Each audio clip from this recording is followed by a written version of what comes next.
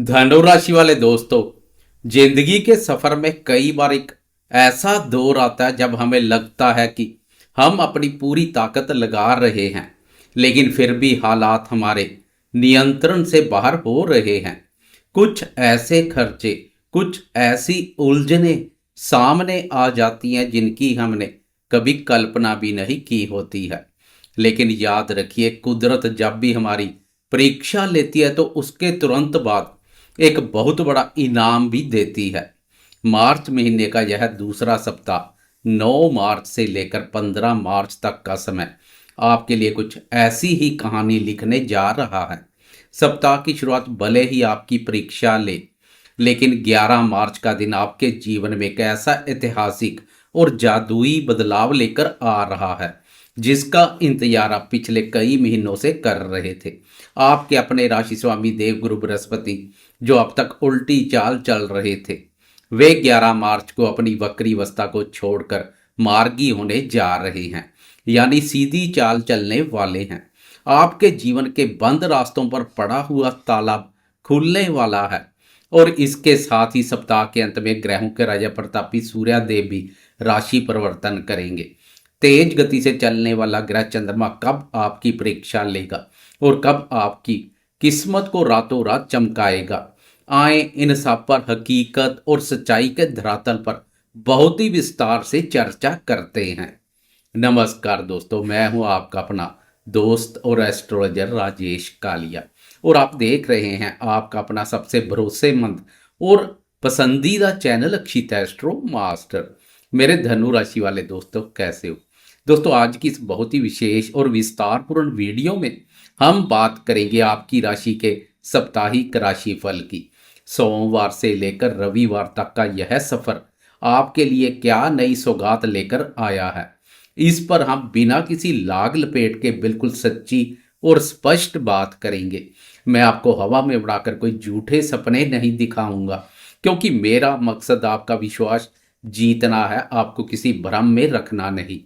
किसी भी राशिफल को गहराई से समझने के लिए सबसे पहले आसमान में बैठे ग्रहों की स्थिति को समझना बहुत जरूरी है। मैं आपका ज्यादा समय बर्बाद नहीं करूंगा, बस संक्षेप में गोचर कुंडली का एक चित्र आपके मन में उकेरना चाहता हूं।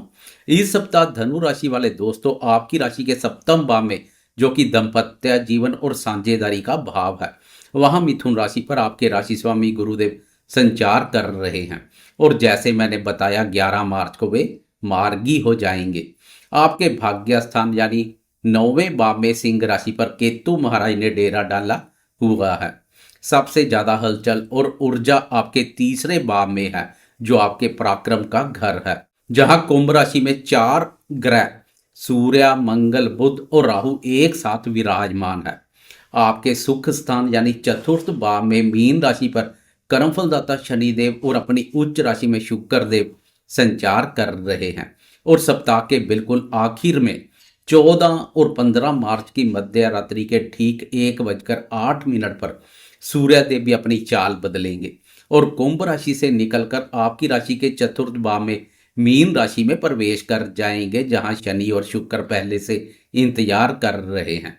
आए अब बहुत ही विस्तार से समझते हैं कि ग्रहों का यह चक्रव्यूह आपके जीवन के अलग अलग हिस्सों पर क्या असर डालेगा।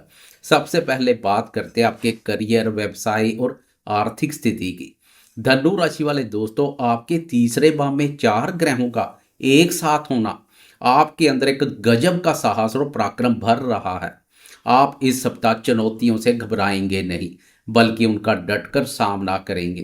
काम काज को लेकर आपकी ऊर्जा देखने लायक होगी। कम्युनिकेशन, मीडिया, मार्केटिंग या इंटरनेट से जुड़ा काम करने वालों के लिए यह ग्रहों की स्थिति किसी वरदान से कम नहीं है।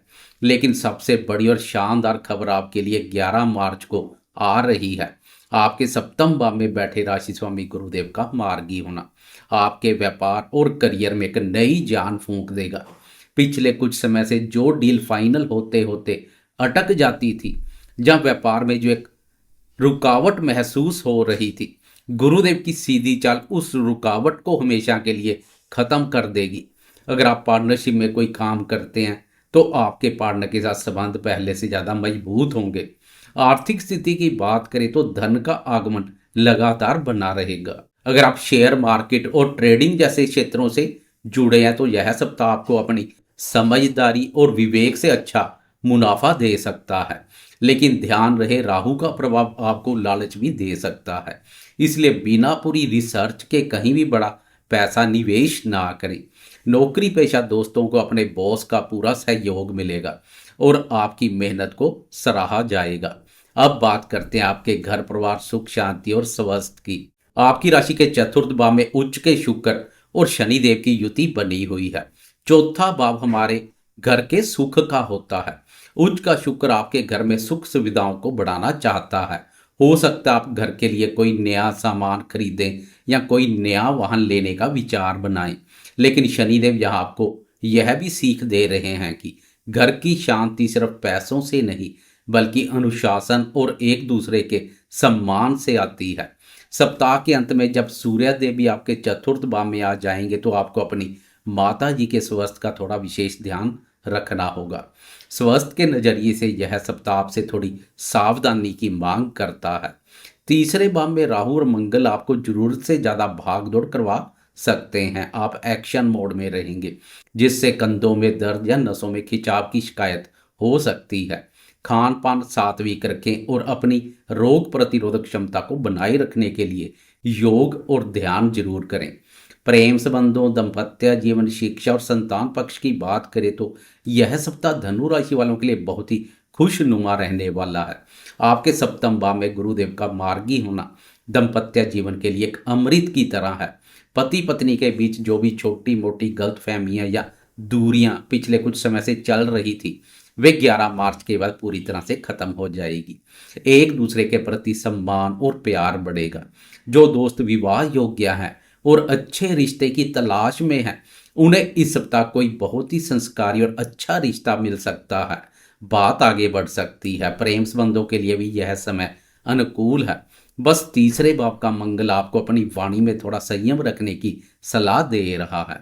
शिक्षा की बात करें तो गुरुदेव की पंचम दृष्टि आपके 11वें भाव पर, सप्तम दृष्टि आपके लगन पर, प्रथम भाव पर और नवम दृष्टि आपके तीसरे भाव पर पड़ रही है।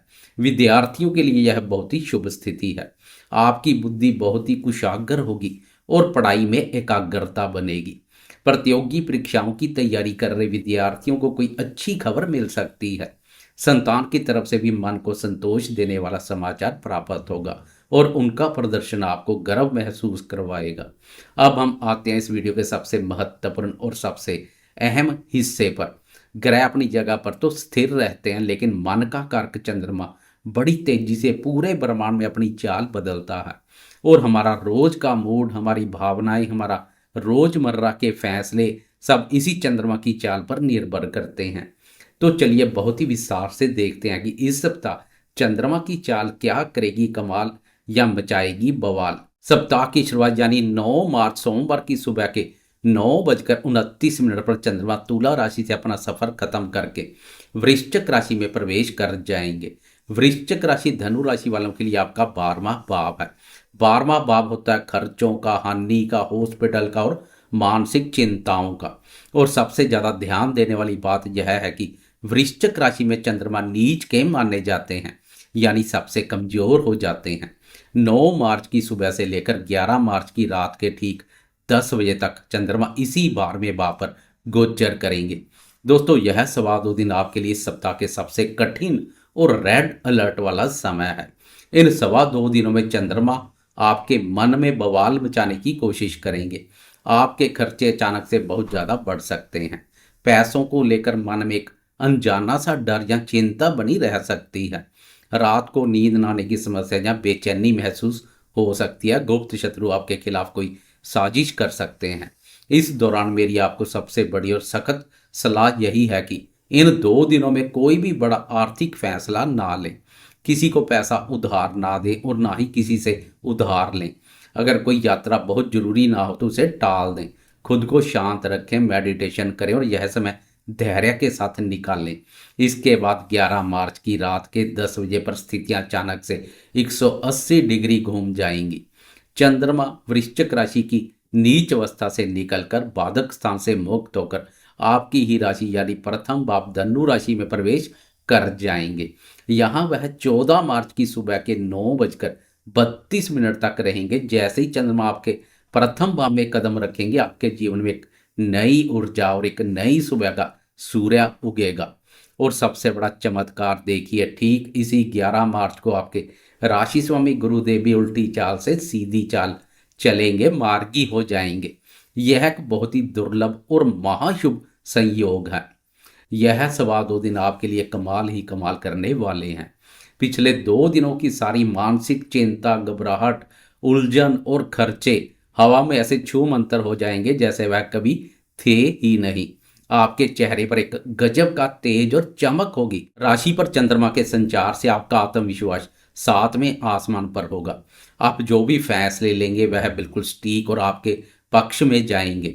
समाज में मान सम्मान बढ़ेगा। व्यापारी दोस्तों को भी लाभ के मौके मिलेंगे। उनके लिए भी महत्वपूर्ण कार्यों को अंजाम देने के लिए यह सवा 2 दिन बेहतरीन रहने वाले हैं। सप्तम भाव पर चंद्रमा की दृष्टि दाम्पत्य सुखों में वृद्धि करेगी। पति पत्नी में नजदीकियां बढ़ेंगी।